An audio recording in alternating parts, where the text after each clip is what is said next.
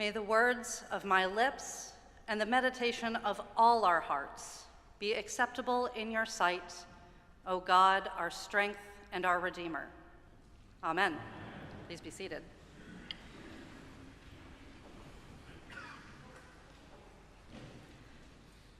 When I was in middle and high school, whenever anybody asked me what I wanted to be when I grew up, I told them I wanted to be a rancher. I had a dream of living a self-sufficient life in the Mountain West, riding horses, growing my own food, and living in harmony with the land. I then spent most of my 20s living in Colorado. And by the end of my tenure there, I found that my vision started to shift to someplace a bit more mid-Atlantic, someplace forested, someplace with water. But I still held fast to that goal of self-sufficiency. I wanted to grow as much of my own food as possible, and I started researching other ways to be self-sufficient. I didn't have many people in my life who could help me learn the skills that I wanted to live sustainably. My grandmother Vivi taught me to pick strawberries and shuck corn.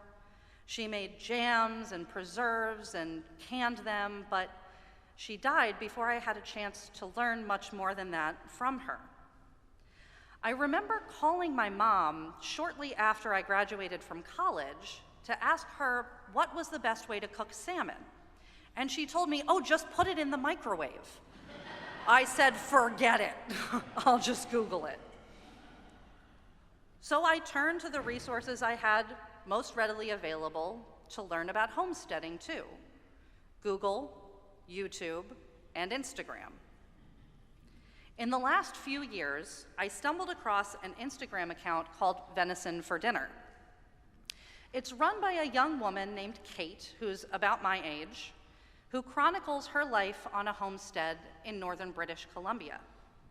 She covers topics related to homesteading, like how to take care of livestock, the process for making different kinds of cheese, the difference between growing a crop garden and a kitchen garden, and so much more. Yes, I have made cheese using her tutorials. Yes, it was delicious. I have learned about canning, gardening, foraging, and natural remedies, all from social media. I have gained so many skills from the instruction of women I have never even met. Kate, in particular, uses a phrase that I had never considered before. It helped me shift the way I think about my goal of self-sufficiency. She argues that self-sufficiency is not and can never be the true goal of a homesteader. Small-scale farmers would quickly fail without the support, knowledge, and supplies of their community. She strives not to be self-sufficient, but to be community-sufficient. In farming communities, there's no need for each family to own every piece of farming equipment they need to get every job done, as long as someone in their community has it. If one family raises animals for meat and another family grows corn and wheat, then they can trade with each other. Almost all necessities can be sourced from within a community, but not from within an individual homestead. As Christians, we have the resources we need to meet all of our needs within our community too.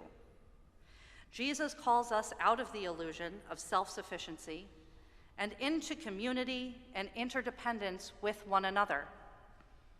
In the verses of John leading up to today's reading, Jesus has just performed several miracles. He has healed the sick, fed the 5,000, and walked on water.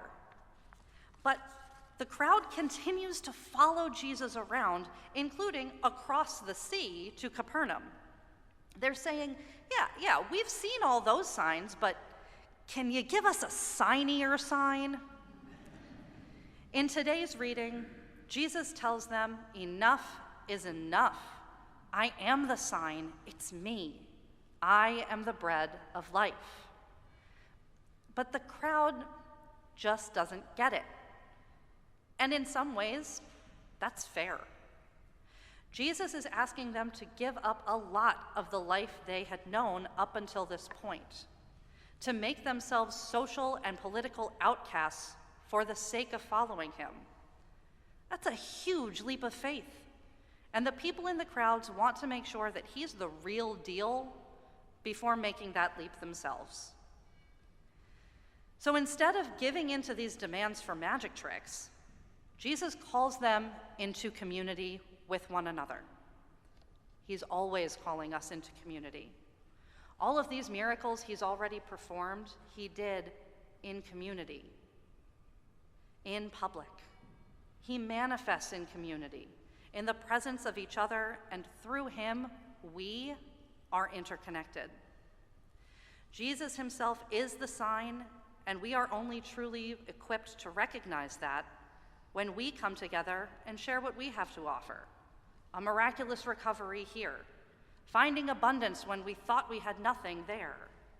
Our collective experiences of Jesus are how we help each other to see the signs that Jesus truly is the way to God.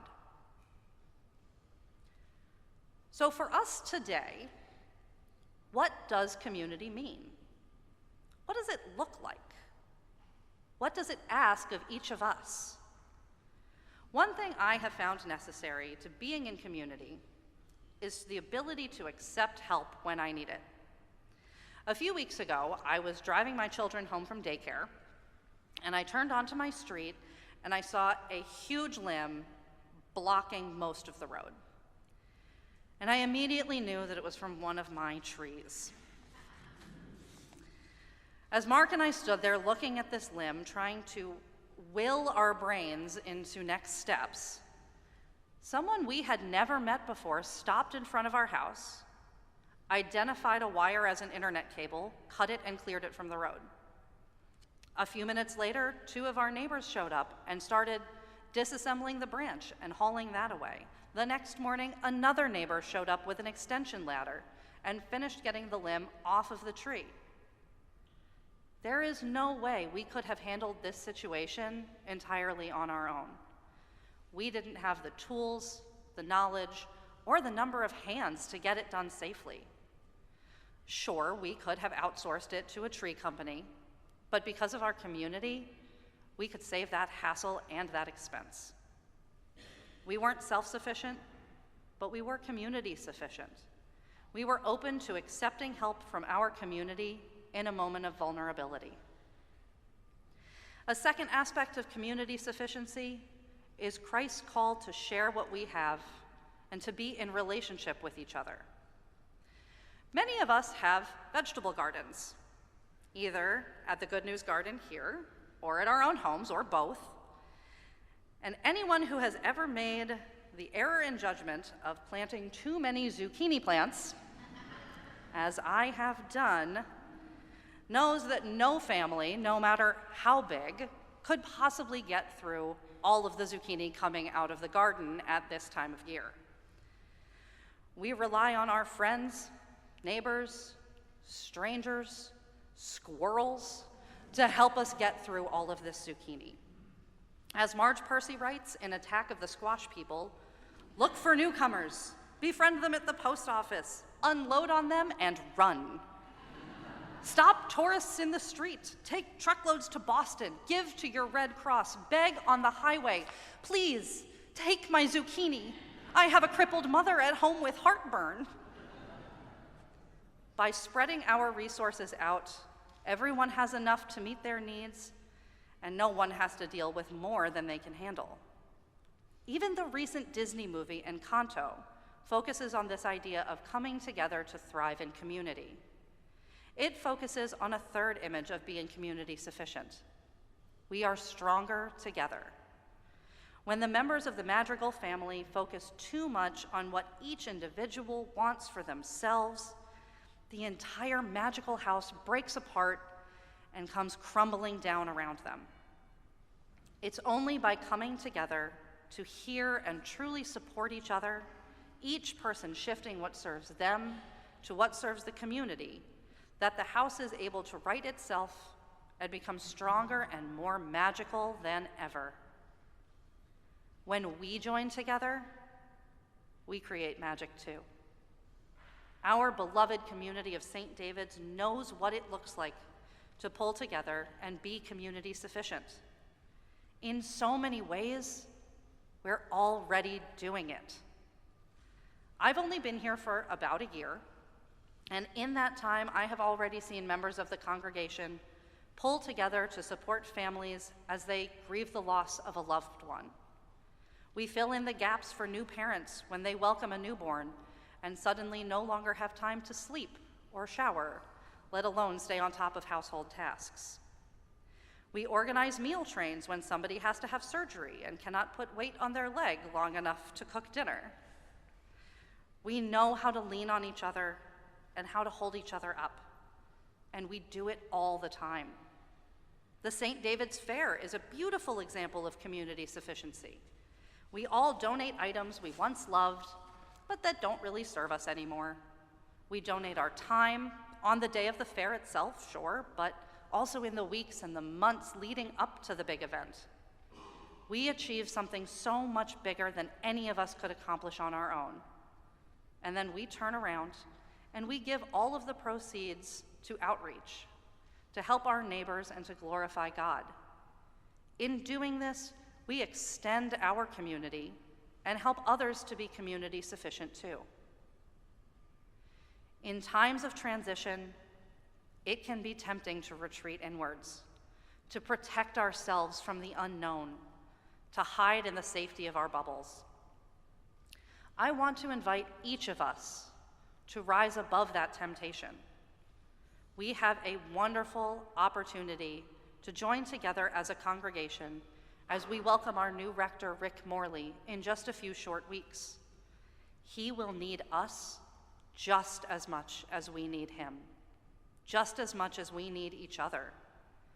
When we come together and form community in this way, we have every opportunity to see Jesus at work in ourselves and each other.